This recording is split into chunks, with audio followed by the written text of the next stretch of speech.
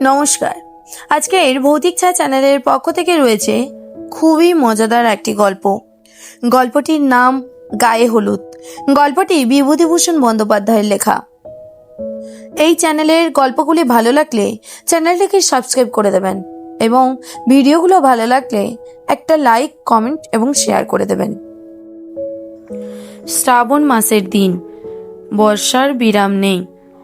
এই বৃষ্টি আসছে, এই আকাশ পরিষ্কার হয়ে যাচ্ছে। ক্ষেতে আউশ ধানের গোছা কালো হয়ে উঠেছে। ধানের শীষ দেখা দিয়েছে অধিকাংশ ক্ষেতে। পুটি সকালে উঠে একবার চারিদিকে চেয়ে দেখলো, চারিদিক মেঘে মেঘাচ্ছন্ন। হয়তোবা একটু পরে টিপটিপ বৃষ্টি পড়তে শুরু করে দেবে। আজ তার মনে একটা অদ্ভুত ধরনের অনুভূতি। সেটাকে আনন্দও বলা যেতে পারে, ছদ্মবেশী বিষাদও বলা যায়। কি যে সেটা ঠিক করে না যায় বোঝা, না যায় বোঝানো। আজ তার বিয়ের গায়ে হলুদের দিন। এমন একটা দিন তার 12 বৎসরের ক্ষুদ্র জীবনে এইবার এই প্রথম এলো। সকালে উঠতেই জেঠিমা বলেছে, ও পুটি, জলে ভিজে ভিজে কোথাও যেন যাসনি। আর 3টে দিন কোনো রকমে ভালোই ভালোই কেটে গেলে যে বাঁচি। আজ কি বার? মঙ্গলবার? শনিবার বুঝি বিয়ের দিন? পুটির মনে সত্যি কেমন হয়। আনন্দের একটা ঢেউ যেন গলা পর্যন্ত উঠে আটকে গেল। বিয়ে বেশি দূরে কোথাও নয়, এই গ্রামেই, এমনকি এই পাড়াতেই। এক ঘর ব্রাহ্মণ আজ বছরখানেক হলো অন্য জায়গা থেকে উঠে এসেছেন এখানে। দুখানা বড় বড় মেটে ঘর বেঁধেছেন, একখানা রান্নাঘর। এতদিন ধরে সে সঙ্গিনীদের সঙ্গে সেই বাড়িতে কুল পাড়তে গিয়েছে, সত্যনারায়ণের সিন্নি আনতে গিয়েছে। যখন পাড়ার প্রান্তের ঘন জঙ্গল কেটে সে ভদ্রলোক বাড়ি তৈরি করেন ঘাটে যাবার পথে একেবারে ডান ধারে, তখন সে কতবার ভেবেছে এই ঘন বনের মধ্যে বাড়ি করে বাস করবার কার না জানি মাথা ব্যথা পড়ল। কে জানতো সেই বাড়িটাই আজ 1 বছর এখনো পড়েনি, তার শ্বশুর বাড়ি হবে।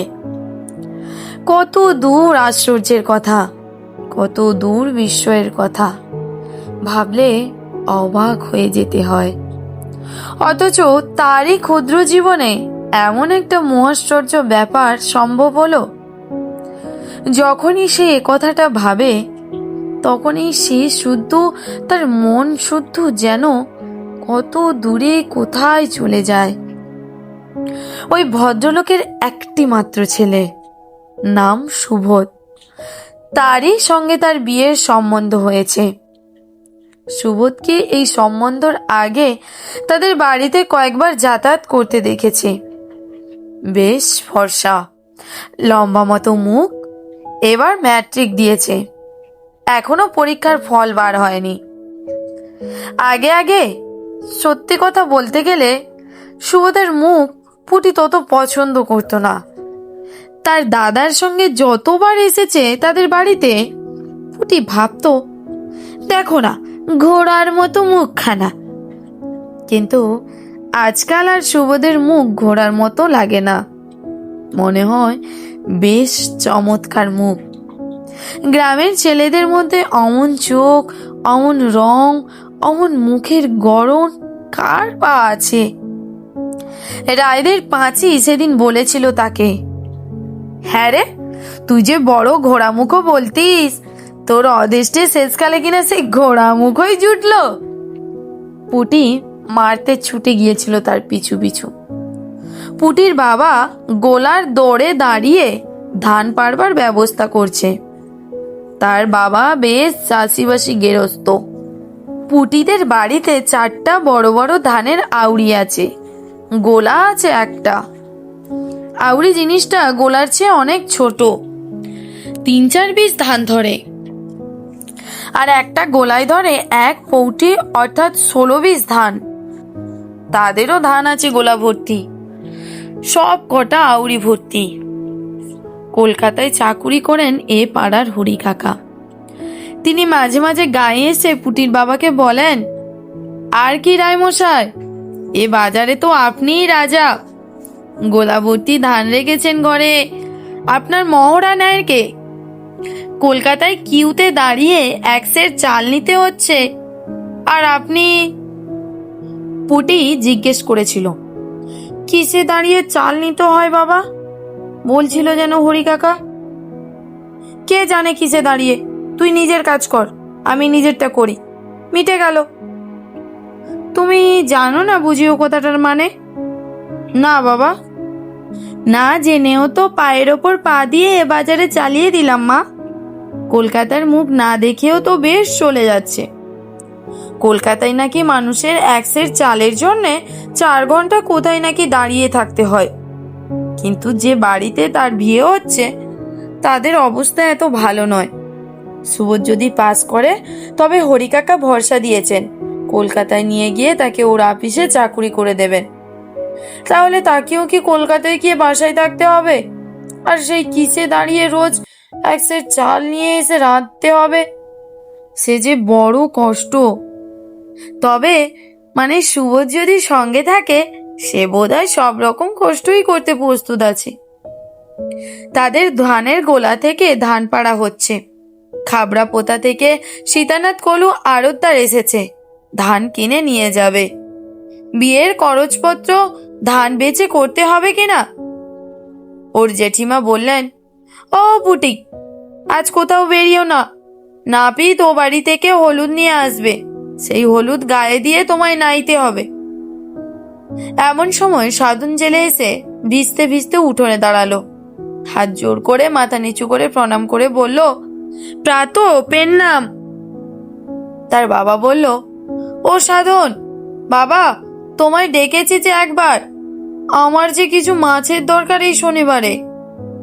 কি জানি কেন পুটির বুকটা দুলে উঠল। এই শনিবার, এই শনিবারে তাহলে সত্যি তার? সাধন বলল, আগে মাছের যে বড্ড গোলমাল যাচ্ছে, গাঙে কি মাছ আছে? ডুমোর বাউড়ের মাছ সব যাচ্ছে কলকাতায়, 82 টাকা দর।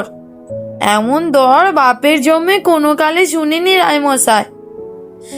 1 সের 1.5 সের পোনা ইস্তক পড়তে পারছে না। মোর গাঙে বাদালা দিলাম একদিন কেবল 11.5 সের গজার মাছ। পুটির বাবা বিস্ময়ের সুরে বলল, 11.5 সের গজার? এমন কথা তো কখনো শুনিনি।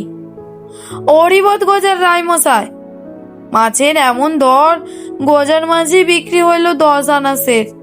পুটি আর সেখানে দাঁড়ালো না, মাকে এমন আজগুবি খবরটা দিতে ছুটলো বাড়ির মধ্যে। বৃষ্টি একটু থেমেছে, একটু কোথাও বেরোতে পারলে ভালো হতো। তার জীবনে যে এমন একটা আশ্চর্য ব্যাপার হতে চলেছে এ কথাটা কারোর সঙ্গে আনন্দ করে বলাও চলে না। বেহায়া বলবে, নিন্দে করবে, কেবল বলা চলে তার সমবয়সী পাঁচি আর খেন্তি জেলেনির মেয়ে টুনির কাছে। আর একটা আশ্চর্য ব্যাপার, তার চেয়ে অন্তত 7 বছরের বড় লতি দিদির এখনো বিয়ে হয়নি, অথচ লতি দিদিকে সবাই বলে সুন্দরী। লতিদির বাবার অবস্থা ভালো, লতিদি লেখাপড়া জানে, ভালো গান করে। ওর বাবা যখন কলকাতায় চাকুরি করত তখন লতিদি স্কুলে পড়তো সেখানে।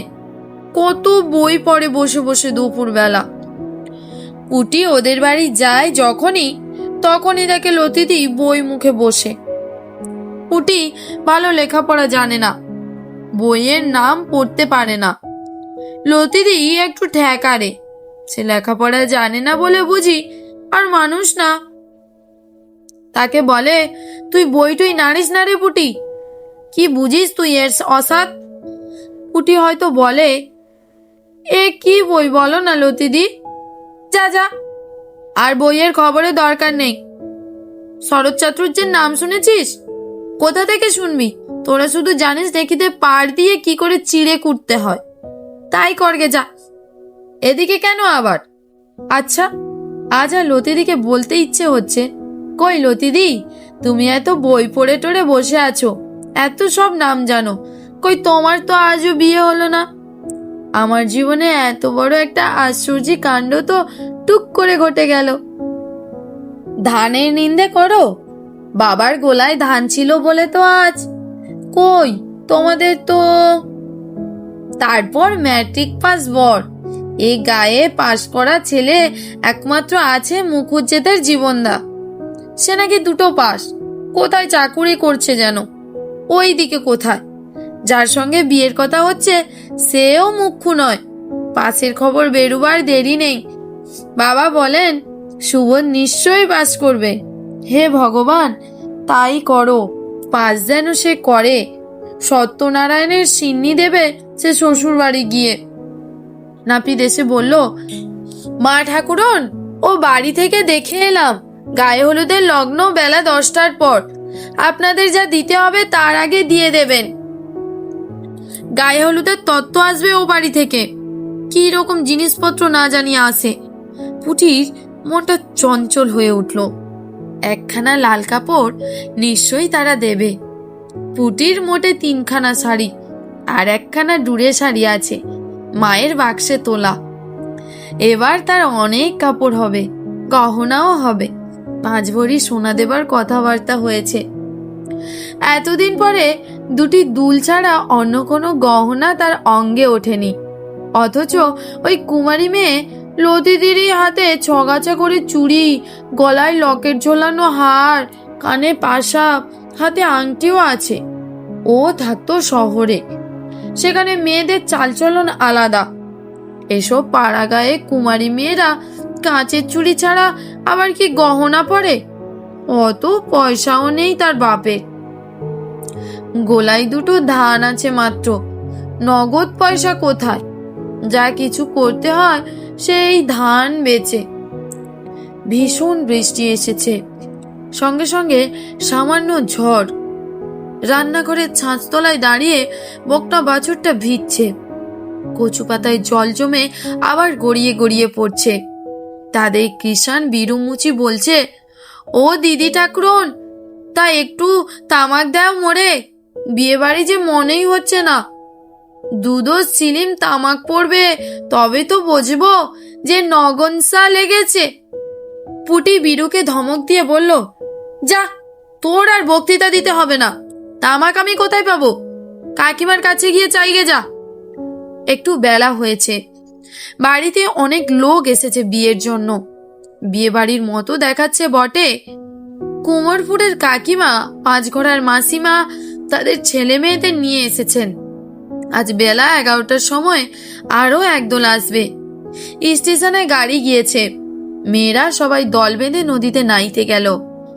কুমোরপুরের কাকিমা যাওয়ার সময় তাকে বলে গেল, বারুর যে বাড়ি পিড়ি চিত্তির করতে দিয়ে আসা হয়েছে, দেখে আসিস পুটি সে দুখানা পিড়ি হয়েছে কিনা। কাকিমার এটা অন্যায় কথা। তার লজ্জা করে না? নিজের বিয়ের পিড়ি নিজেই বুঝি সে চাইতে যাবে? এত বেহায়া সে এখনো হয়নি। তার বাবা চণ্ডী মণ্ডপ থেকে হেঁকে বললেন, ও পুটি, হাতায় করে একটু আগুন নিয়ে এসো মা। চণ্ডী মণ্ডপের দৌড় পর্যন্ত গিয়ে ও শুনল ওর বাবা ও আর একজন অজ্ঞাত লোকের মধ্যে নির্মুক্ত কথাবার্তা। তাহলে পালকির বন্দোবস্ত দেখতে হয়। আজ্ঞে, পালকি কোথায় মিলবে? গোল্ডুবুড়ির কাহারপাড়া নির্বংশ, পালকি বইবার মানুষ নেই এ দিগরে। তবে ঘোড়ার গাড়ি নিয়ে এসো বনগা থেকে।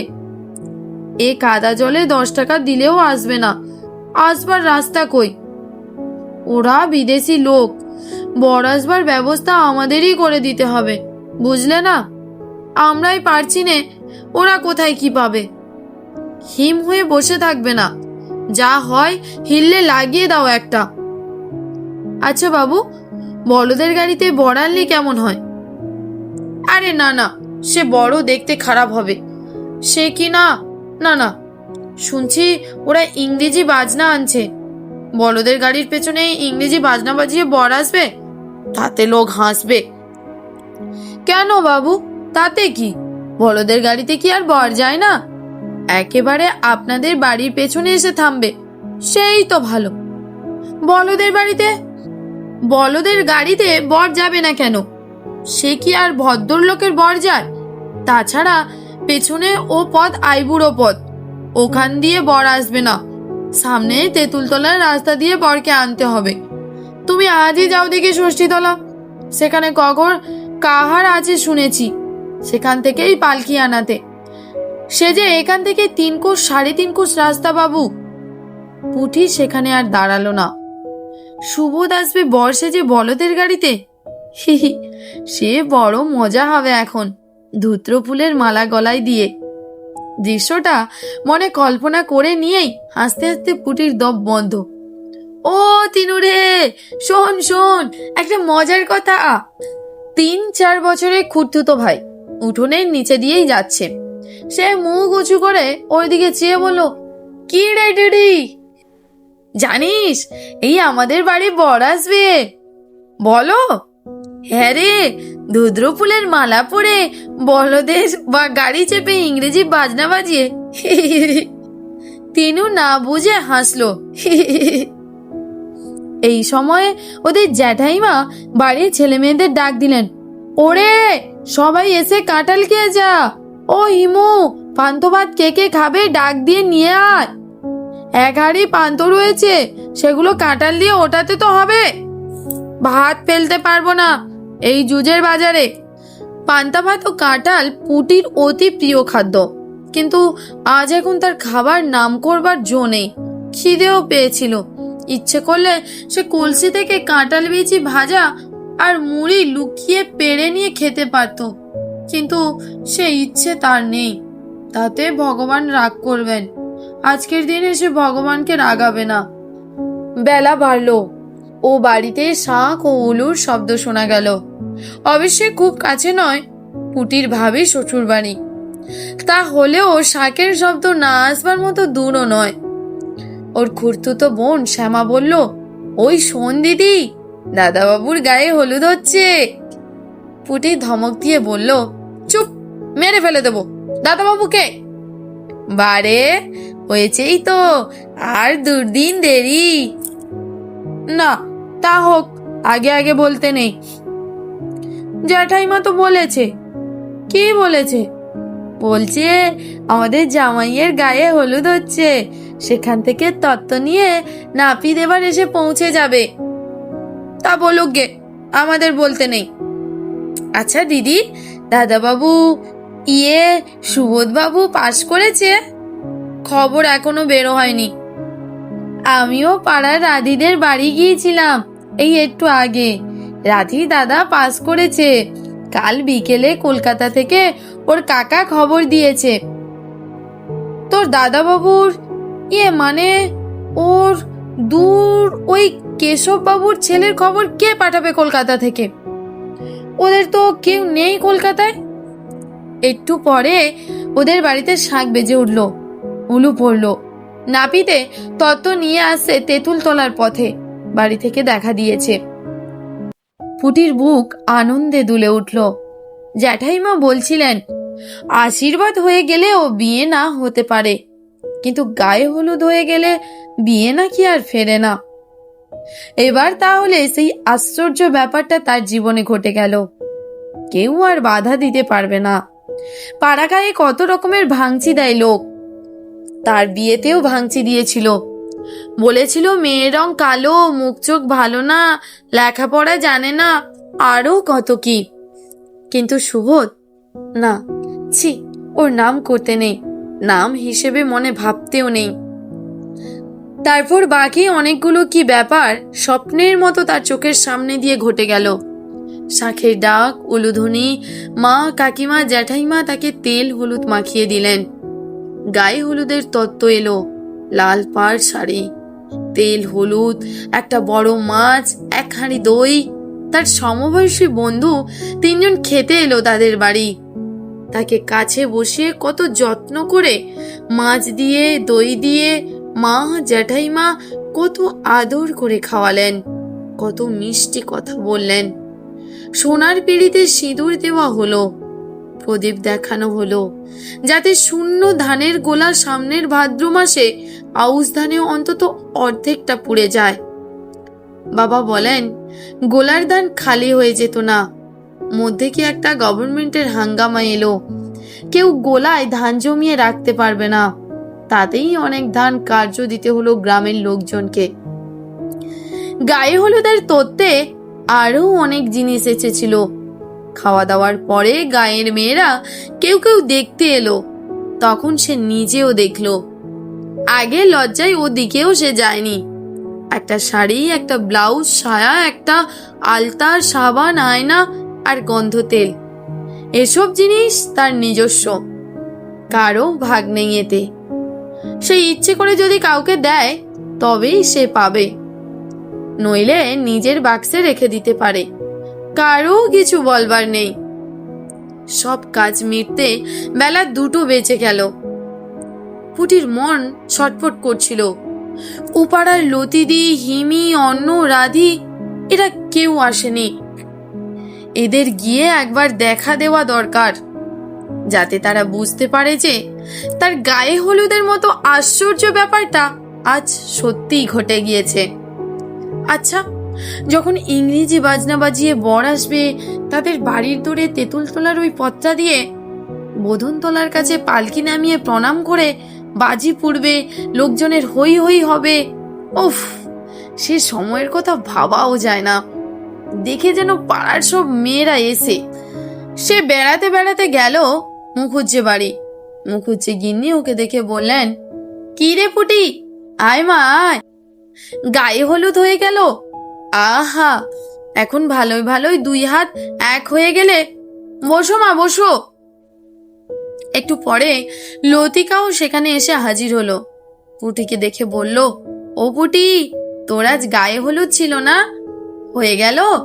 কি তত্ত্ব এলো শ্বশুর বাড়ি থেকে? মুখুজ্জে গিন্নি বললেন, বস মা তোরা, লতি পুটির সঙ্গে গল্প কর, একটু চা করে আনি।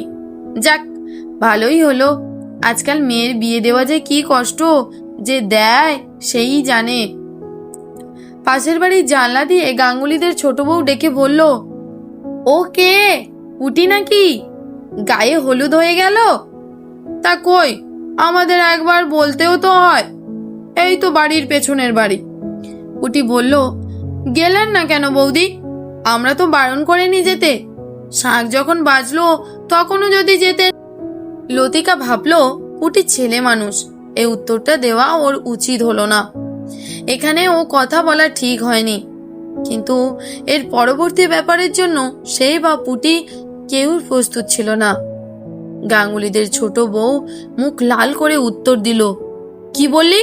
যত বড় মুখ নয় তত বড় কথা। আমরা কখনো গায়ে হলুদ দেখিনি। শাকে ফু পড়লে অমনি কুকুরের মতো ছুটে যাব তোমাদের বাড়ি পাতা পাততে। অত অহংকার ভালো না রে পুটি, তোমার বাপের বড্ড ধানের গোলা হয়েছে না। অমন বিয়ে আমরা কখনো কি দেখেছি জীবনে? ছেলের না যে চাল না চুলো, সংসারে মানুষ নেই বলে হাঁড়ি টেলতে নিয়ে যাচ্ছে। ছেলের বিদ্যে কত তা জানতে বাকি নেই, এবার তো ম্যাট্রিক ফেল করেছে। এখানে লতিকা আর থাকতে না পেরে বলল, কে বলল ছোট বৌদি? সুবোধবাবুর পাশের খবর তো পাওয়া যায়নি। কেন পাওয়া যাবে না? চিঠি এসেছে ফেল করেছে বলে। ওরা সে চিঠি লুকিয়ে ফেলেছে, বিয়ের আগে ও খবর জানাজানি হতে দেবে না। উনি হাট থেকে চিঠি আনেন, পোস্ট কার্ডের চিঠি। উনি সন্ধ্যের পর সুবোধের বাড়ি দিয়ে এলেন। আমাদের চোখে ধুলো দেওয়া? পুটির চোখের সামনে সব অন্ধকার হয়ে বিশ্ব সংসার লেপে মুছে গিয়েছে।